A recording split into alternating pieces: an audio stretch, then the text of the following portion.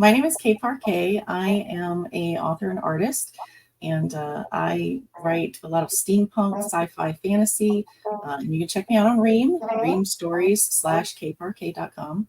And I have a couple of books out there that you could go get for free if you follow me. And I would love to hear your comments and all your feedback because I absolutely love feedback and critique. But that's me. So let's go to. Hey, I'm Devin. I am writing my debut novel, an adult fantasy. I don't have anything to share quite yet, but I am the founder of All Call Indie, which is a database of freelancers for indie authors. If you're looking for critiques, editing, character art, map making, whatever it is, it's in there. And I'll have all of our stuff linked below. Yeah, it's an awesome database. You guys should really check it out. It really Thank is. you. I'm so proud of you for putting that together.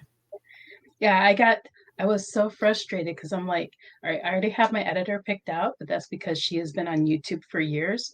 But I really want to look into character art. I need a map. And I have all of these acquaintances who are authors scattered all over Instagram for the most part. I'm like, can I just bring them all together on one page? I'm here.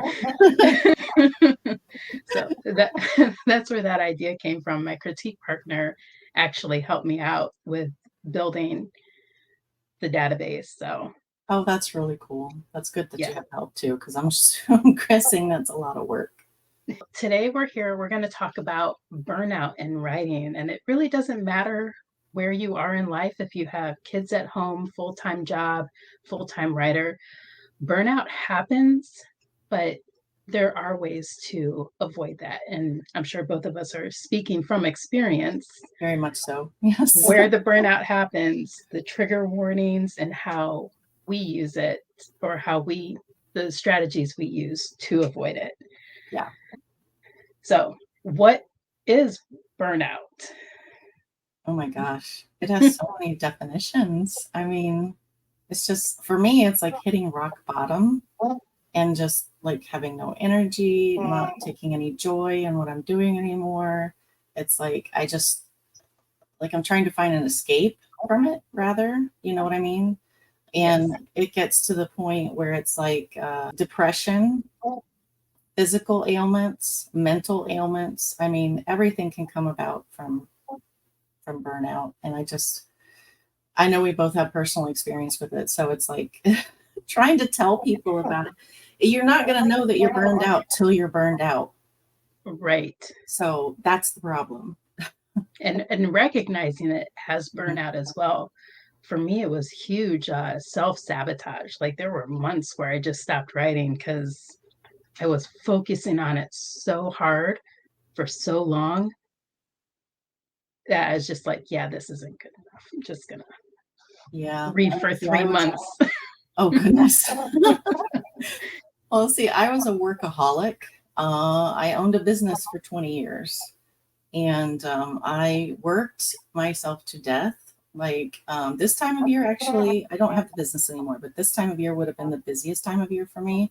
And I'd be working 14, 16-hour days for 3 months straight. Wow.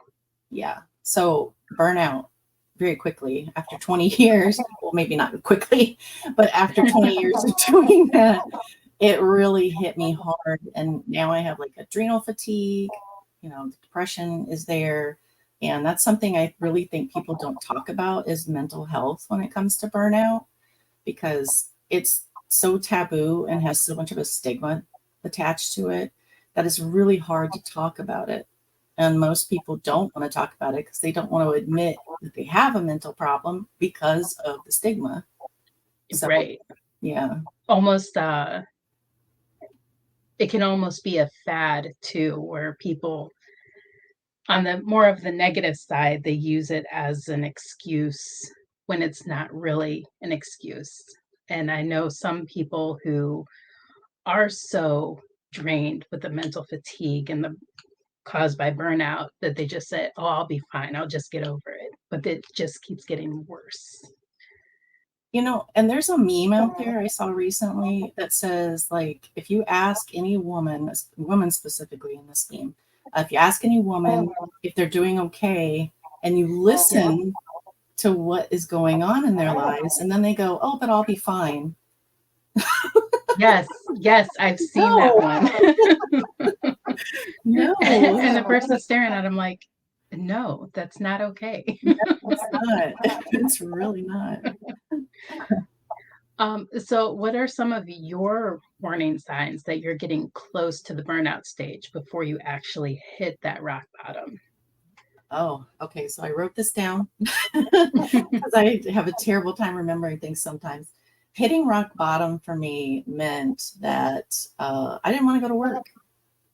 It was just as simple as that. I was dreading going to work, just dreading it, didn't want to do it. It wasn't that I didn't want to be with my clients or anything like that. I love my clients. But the work itself, it was just getting to the point. I mean, I cried a couple of times. I didn't want to go to work. But, you know, it's like you just hit that rock bottom where you're like, I know something is wrong. How do I fix this? And things like I mentioned earlier, like having no energy, not finding joy in what you're doing anymore, depression, physical, you know, mental ailments and stuff. Like, for example, I have adrenal fatigue because of the burnout. And it's very hard to pull yourself out of that and burn out at the same time. So that's why I personally, I just tell people all the time, please do self-care. Please fill the well. Please take care of yourself mentally because these things are so important. And when I was in the medical field, like nurses work themselves to death. Right. And I would tell people all the time when I was working in the medical field, please, please, please, please take care of yourself because if you can't show up for yourself, you can't effectively show up for anybody else. Right. Yeah. But I mean, those are the things that I did that made me realize that I had burnout. And of course, a book that I read, which I'll have to look up because I can't remember the name of it, but the specific name is Burnout, Stressful Life. I just can't remember who wrote it. So Okay. I'll have to look that up. So Cool. what are your signs? My signs are, well, for one, I work from home. So I know that I've reached burnout if I don't even want to walk into my office.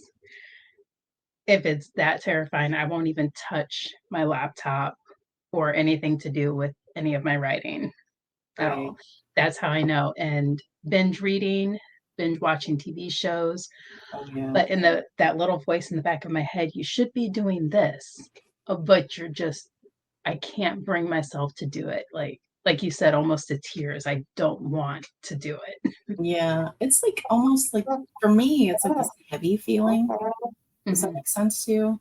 It's just like Yeah. this heavy body feeling where it's like, I don't want to do it. I just don't want to do it.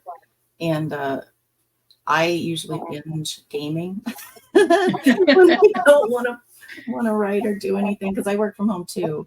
This is my home office, and it's really hard, especially if you're someone like me that uses their computer for both gaming and working. Yeah. It can be really distracting. 'Cause it's Oh, like, yeah. I don't want to do this. I want to go game. Oh, yeah. And finding excuses to use Canva. Oh yes, Yeah. I love Canva. I think most of Let us me do. make a social media post real quick, 16 posts later. Yeah, like 2 hours later. What actions do you take from trying to recover from burnout? Like, I know for me, it's self-care, reassessing your personal and work goals, plan ahead to give yourself plenty of time to recover and do self-care, fill the well, you know, whatever you want to call it. And keep in mind that it can take a long time to come out of burnout. So make sure you're not only filling the well, but taking care of yourself mentally and physically. So Yes. that's what I usually do. What do you do? For me, because I have ADHD, I'm very much on a timeline basis. So I have um, I usually work in month-long groups. So I have a set list of things that need to get done within that month.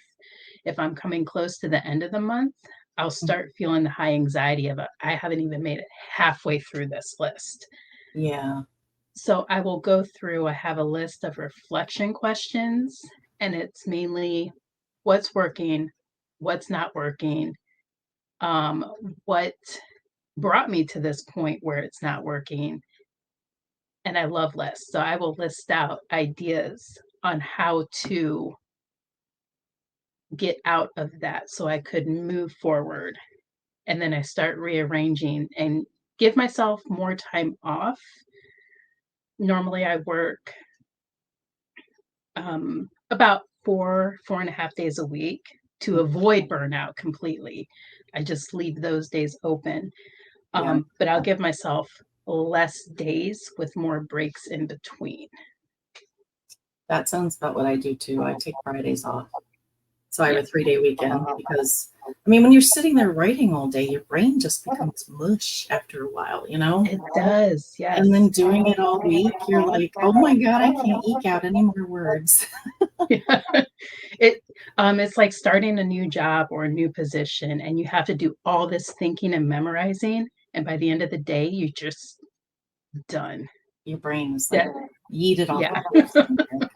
Like, Time to do something relaxing. yeah, exactly. Well, what do you, I mean, like, I think that, you know, the whole thing was self-care and how, see, now I've written a lot of stuff on self-care. So I'm not going to say I know everything because I don't. I do not at all. And what works for most people, or some people, may not work for everybody else. So, but the thing is that I hear all the time is that self-care is selfish. No, it's not. Not at all. Not at all. It does not mean that you're only taking care of yourself. It means you're taking care of yourself so you can take care of other people. Yes. So it's just that is one thing that just irks me to no end when people say that. I'm like, no, it's not. Right. And I guarantee that some of those people, I don't know, maybe they've already made it past the point of burnout and they just don't recognize it. Yeah. Or they have such a relaxed lifestyle. I mean, I've had acquaintances that their main goal is keeping their house clean, going to work and playing games. They don't have crafts, they don't read books. They just have that chill life. Well, I mean, stress shows differently for everybody. So, you know, it could be that, I mean, I don't have kids, but I can only imagine if you've got a couple of kids running around and you're trying to work and keep the house up and oh my God, you know, Yes. I've got all this stuff to do. Yeah. And I can imagine that could lead to burnout and stress too. Mhm. So, I mean, I'm just an auntie. I'm a crazy auntie. That's all I am. But, you know, I don't envy those with children at all. Right. I know you Yeah. have kids too, right? I do. I have an 18-year-old who's getting ready to get his license. He's a senior in high school. I have an 8th grader who's getting ready to go into high school. He has trumpet lessons outside of school. He's in band and he's in chorus. So when we have those fall festivals, we don't just have one fall festival, we have 2. And on top of the practices and everything else like that. And it's busy and it's going to get busier as he transitions into high school. Yeah. We still have to make sure that the high school he's slated to go to has everything he wants and needs. And then, of course, my oldest is looking at trade schools and has a job. When it comes to my writing and my author side, my family or my children come first. They're at the top here, and then my writing is fitted in. Right. Usually while they're in school. You know, and I think that's something that a lot of people have problems with when they have family at home is interruptions. Yes. Yeah. Because you're sitting in an office and they're like, oh, well, you're home, so I need you to do this and I need you to do it. I'm like, no. Right. Wait a minute. Just let me finish this before I forget, and then I will get up and help you. Yeah. And my Right. husband's retired, so for the most part, he works from home. My oldest is homeschooled. My youngest is in brick and mortar school. So I have interruptions all day because they always pass by my office because his room's over here. Yeah, the only interruptions I have are the dogs. Oh, well, Yeah. there's one back there. But that's the only really distractions that I have. My husband knows not to bother me if I'm writing. Right. I'll be like, all right. Yeah, a lot of times I'll try and get the admin stuff done during the day. That way the interruptions aren't really bothering. And then when everybody's chill for the night, I'll get my writing time in. That sounds like me. I get up really early because I have insomnia. Right. I'm sure you've seen me up at 1 a.m., 4 a.m., 3 a.m. It's like, yes. But I don't, I write in the middle of the night. And I really find that that's really my time to vibe with writing because I get in during the day and there's so many distractions and so much stuff going on. And my husband's awake and the dogs are out. And it's like, yeah. So I just write in the middle of the night. Yep. Sometimes it's quieter that way. It is very quiet that way. So what did you do to try to avoid burnout with writing? What have you tried to do? For one, I limit my days and times. So my youngest, we had the school that he was slated to go to was too far out and didn't have the programs he wanted. So I have to take him to school and bring him home every day.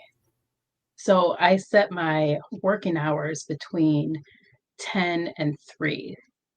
I get home, I chill out for maybe about 30 to 15 minutes, and then I jump on my computer at 10 o'clock, and then I leave at 3 to go pick him up. So that's what I have set. Yeah. And I do Monday, Tuesday, Wednesday, and then I work on Friday. I don't schedule anything on Thursdays, Saturdays, or Sundays. I will hop on my computer on the weekends in the morning because it never fails. The dogs get me up at 6 o'clock regardless, and everybody else rolls out of bed at 9. So that's quiet time. So I will do some stuff during that time, but for the most part, the rest of it's family. And I know if I'm in the mood to do something and we're not doing anything as a family, I'll do a little bit of extra, but I don't schedule it in. That's something that I've kind of noticed, like, when dealing with family and stuff, especially with burnout, is that one of the things that I neglected to do, and I kind of regret actually, is that during that 20 years that I was in business, I don't remember us really taking vacations, to be honest. I think our first vacation, it was like 15 years into my business. Right. We hadn't had a vacation because I was working all the time. I was very focused on the business, very focused on the clients, very focused on everything but spending time at home and making memories.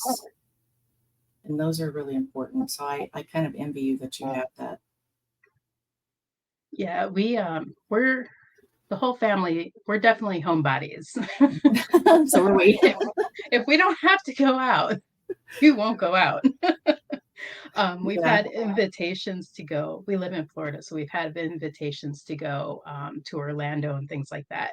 And I think the only time I've been to Orlando so far that we've lived here for 7 years was to go to the airport. And I went to a book con with my other bookish friend. Ooh. And yeah, I'm a homebody. I like being here. So do we. We don't have to leave the house. We don't leave the house. Sometimes we go days without leaving the house. So yes. As far as vacation goes, St. Augustine is like 20 minutes from where we live. Oh, that's nice. We'll go there for lunch. Oh, that's really nice. I've heard St. Augustine's pretty good. It's nice gorgeous. Place. Oldest city in America. Really? I didn't know that. Mm-hmm. Oh, wow. Okay. So it must have some Spanish influence or something? Heavy Spanish influence, yes. Pretty cool. I'll have to check it out. Mm-hmm. But also, as far as vacations, we're military, so we have zero family in Florida. We do need to go out to visit other family members, Michigan, Ohio, Utah. I think we still have family in California, so plenty of friends in Texas and Colorado. Yeah. Yeah. We're a military family too. Not my husband or I, but I was a brat. So, okay, yeah. So yeah. you know. I know. Yeah. To be honest, I don't remember half of it because I was so little. Oh, Awesome. What else can we talk about for burnout? burnout. Do you I mean, have there's just so much to talk about with it. It's hard to encompass everything. yeah, have you found your pacing with it to avoid? Yeah, that's why I take Fridays off. Okay. So that I have time, because my husband also has half days on Fridays after Labor Day, during the summer and stuff. So I've just gotten into the habit of taking off Fridays. That way, like you, I'm only working 4 days a week, and which is nice. Yeah. I know not everybody gets that, but Right. you know, it's just for my own sanity. I just have to have that extra day. I just Yep. have to, because it's like recovering from the week. I mean, when you sit down, like we just did 3 hours of sprints this morning. You weren't there, but I just did 3 minutes, 3 hours, 3 minutes. That would be a lot. Or I mean, that would be really short. It would not be a lot of words. But I just did those, sprints for 3 hours, and already my brain is just like, please leave me alone. Yeah. So it's Right. I just take that extra day off to give myself time to recover and fill the well and just relax. And I will not say I don't game all day sometimes. Right. It's hard when your work and your fun is in one spot. One place. Yeah, it's really hard. I can say that when I was working, I had a typical 9 to 5, but I had Thursdays and Sundays off. I would write 3 days in the evening for 2 to 3 hours, and it was after the kids went to bed or after 8 o'clock when the kitchen's cleaned up after dinner. So from 8 to 11, 3 days a week. And then I would take another 2 days to do admin stuff. That's how I avoided burnout. But it was hard. It was still hard because I was on the computer all the time at work and then in the evening at home. It's really hard when I used to work phone centers when I was really young, in high school and like beginning of my 20s. And I hate phones even to this day. I can't stand phones. So going from a computer at work to a computer at home, I can only imagine would be like really just not good. Blue screen protective glasses is what I started wearing my last year at work. Yeah. Yeah, it really helps with eye strain. Yeah, fatigue too. Definitely fatigue. A lot of it goes into, it overlaps as well. Top priorities first. My boys, getting them set up for life, and then writing, author things. You were going to discuss some strategies that you use to prevent it. My strategies are the reflection questions: what's working, what's not working, why is it not working, and how to change it. That's pretty much what I follow by.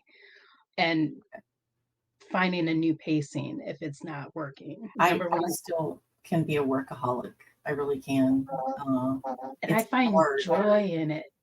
I know, that's the thing. I'm like, I actually enjoy doing this. But until your brain turns to mush. Yeah, until your brain turns to mush, and then you're like, I'm done. I'm out of here. All right. Well, it was fun being with you today. And thank you so much for talking about burnout, because it's extremely important, especially to the writer community. Yes, very much so. And thank you for, collaborating on this. This was fun. And it's way easier than talking to yourself. Yeah, it is, definitely. I did my first short today, and that was hard. That was a scary button to push. I was like, oh dear. But yeah, it's been fun. Thank you so much for collabing with me. This is going to be awesome to put up on both of our channels. Yes, absolutely. All right, well, I will let you go. It's almost 1:30, so my dogs are probably gonna cry to be let Yeah, I out. need to take my dog too. All right, I'll see you in Discord. All right, see you later. Bye.